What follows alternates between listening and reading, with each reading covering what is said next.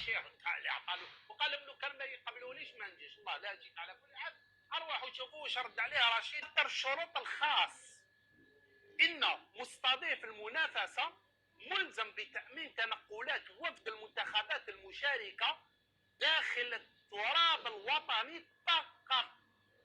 ماشي انا نجي طيران خاص داخل التراب الوطني، راني ملزم باش نحضر لك كما نقولوا كي توصل للجزائر. تما انا الدور تاعي قانونيا لازم نقوم وكما قمت به قانونيا عندك الحق ترفع دعوه.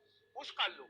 قال له داخل التراب فقط، كأن ينتقل من العاصمه الى قسنطينه او وهران او عنابه او العكس.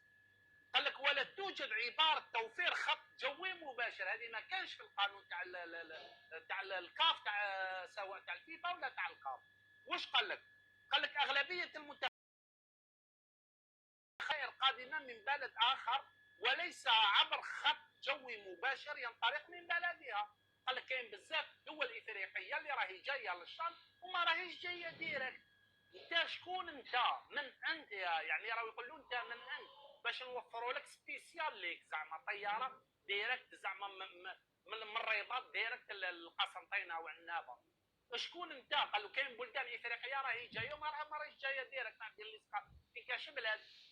ومن بعد باش تدخل للجزائر انت شكون؟ حب يقول له. قال لك هيئتنا تلتزم باستقبال حار للمنتخبات وتوفير